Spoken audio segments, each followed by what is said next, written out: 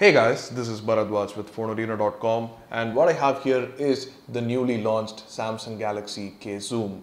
So this phone camera, phone camera, whatever you want to call it, is the successor to the S4 Zoom, which was actually quite bulky, but Samsung has done something better this time.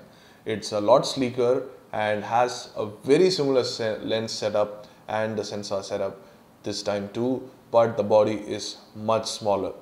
So that's one of the main good things about the Galaxy K Zoom, and we're going to unbox it and show you a quick hardware and software walkthrough of it.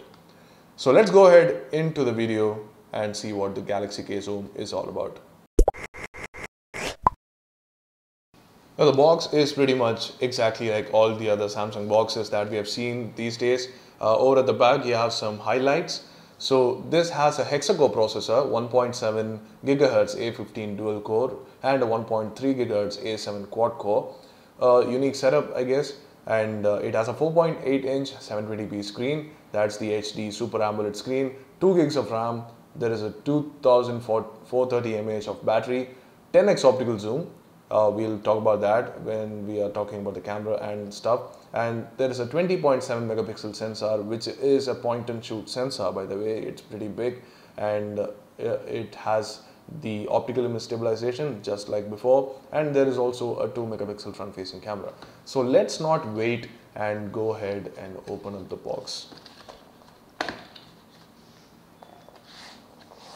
So there you go, that's the Samsung Galaxy K Zoom right there at the top. In white it looks a lot like the Galaxy S4 Zoom, but the volume here is much lesser. As you can see, it feels a lot more like a phone now than a point and shoot. There is no weird hump here. It follows the phone design philosophy and is much more like a camera phone rather than a point and shoot camera. That's a good thing, but it still has the huge lens setup and the xenon flash here, which is very much what you expect and see from a point and shoot. So let's keep the device aside for a while. Let's see what else is there in the box. These are the usual booklets that you get, information booklets and warranty and all that, and then other things including the earphones with mic, that's the in-ear type, and then you have the micro USB cable, and then you have the USB adapter, of course, USB wall charger. This one looks pretty big, so let's see what the ampere rating is. The ampere rating is still just 0.3, output is 1.55, so that's why it is kind of bigger than the usual. And then of course you have the battery inside, the battery and the extra pair of earbuds, pairs rather. So that's the battery, the 2430 mAh battery. Let's open it up and keep it aside. Now let's take a hardware walkthrough of the device in question. Removing the protective film here. So yes, over at the front we have the 4.8 inch 720p screen, and the design of course is much like any other Galaxy phone these days. It has the chrome plastic ring over the sides and has the brushed look to it, and over at the right you can see that the plastic buttons are actually on a different material rather than the usual chrome, fake chrome thing. So that's the power button, that's the volume rocker, and of course you have the two-stage camera button. The back has a very S5 like texture and is surprisingly removable. And unlike before, you don't have a weird slot for the SIM card and the battery. It's much more like a phone now. So that's the texture which we like. Could have been like the Note 3, but still is much better than the plastic that was used before. This is the speaker, and this is the lens unit, of course. And then you have the micro USB slot at the bottom, the primary microphone, and the 3.5mm audio jack, the secondary microphone at the top. And the left side has the micro SD card slot and the usual lanyard hole. So one thing that's clearly missing on the K Zoom is the tripod mount.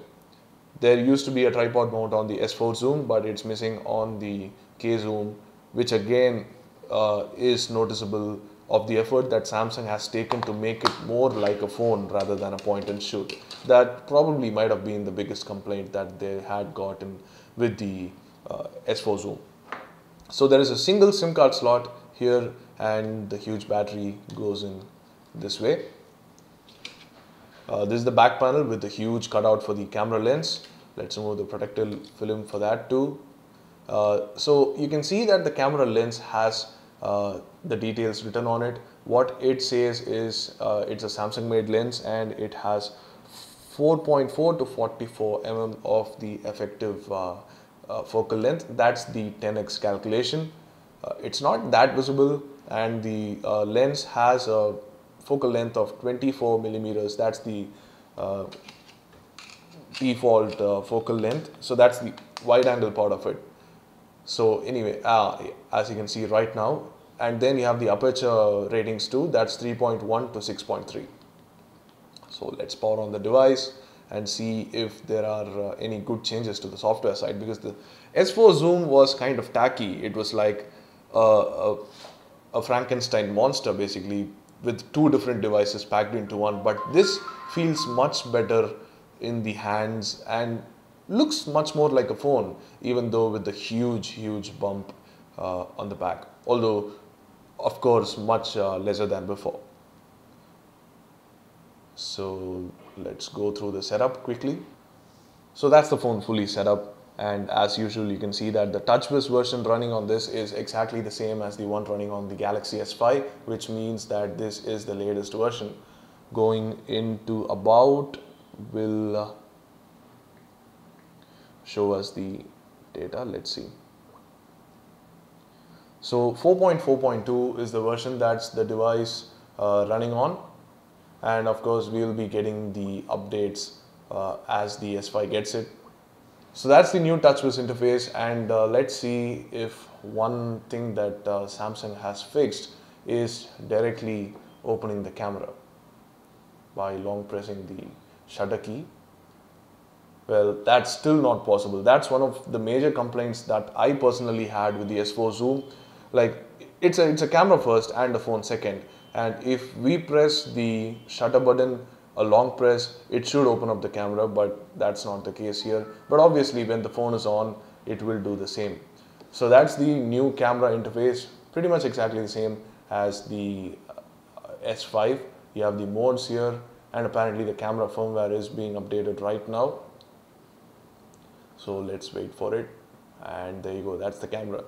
We have heard a lot of good things about it from our friends who have already used the K-Zoom. It has a very similar sensor and very good performance. Obviously with the kind of lens it's using and the kind of features that it has, it should be pretty good. So we'll be letting you know more about the camera stuff, the camera review and the camera samples and all that things. So stay tuned to the blog, stay tuned to the channel, and do hit the like button if you like this video, and subscribe to the channel for more. And that's it about the unboxing and a quick overview of the Samsung Galaxy K Zoom. Do let us know what you think in the comment section below. Thanks for watching.